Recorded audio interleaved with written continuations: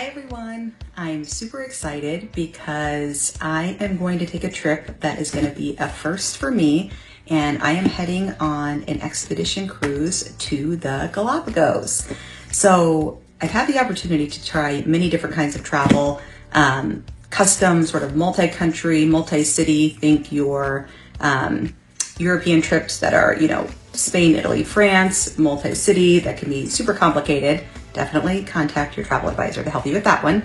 I've done ocean cruising, river cruising, guided tours. So I've never had a chance to do expedition cruising or expedition travel. So very excited about that.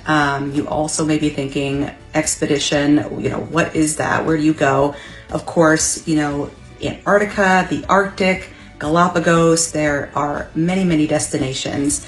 And it's been around for a while, since the 50s, but it is not by any means mainstream. It's definitely becoming much more. It's one of the fastest growing segments in travel. So really, really excited about that. When you think about expedition, really what that is, it's all about the destination. Many times you do have to take a cruise, like a small cruise ship or a yacht style boat to get there, because most of these places are sort of the most remote regions, as you can imagine. So, but it really is all about the destination. It's about education. It's about complete cultural and immersion, in that place.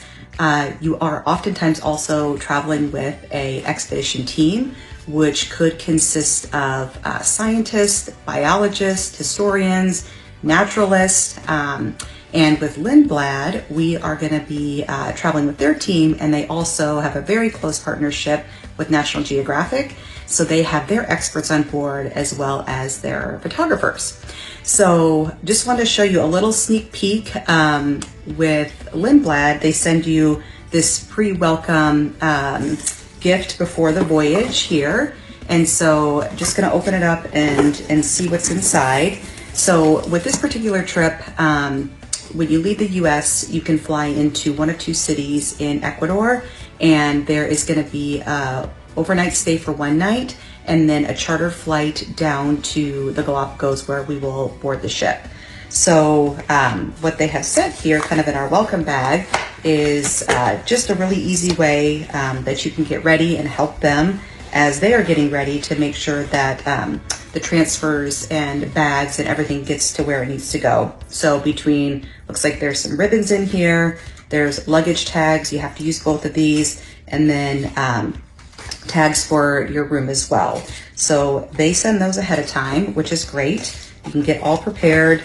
There's also sort of a welcome note in here, and then a cute little bag you can bring on board. Obviously you can put different things in there. So that's going to be super helpful. They also send a complete digital package over of all of your trip details, the itinerary, packing list, what to expect. So I just printed out my packing list here, but just kind of quickly, because a lot of these are important, especially when you do an expedition. You are going to obviously really unspoiled destinations. So a lot of times they're particular about what you can and can't bring. So it's really important that you have that information ahead of time.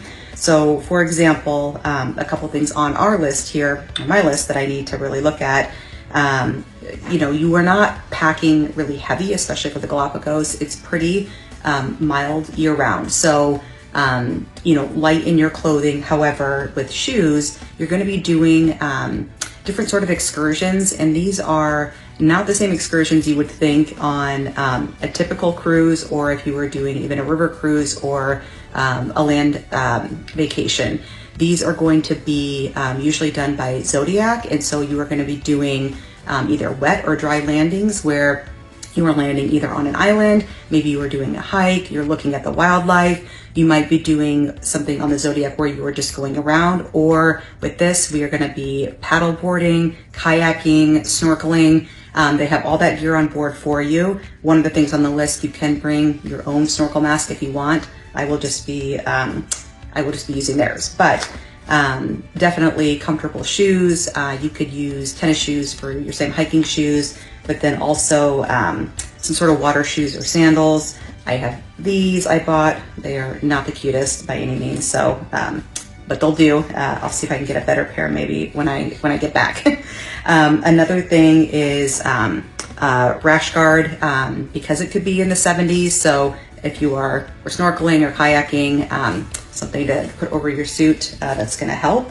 And then for those excursions, you definitely want to have a dry bag for, you know, if you want to bring your phone. I've got another little phone carrying case that's going to be waterproof, and whatever else you want to bring in here, your own personal items. If you want to bring just another shirt or a change, anything like that.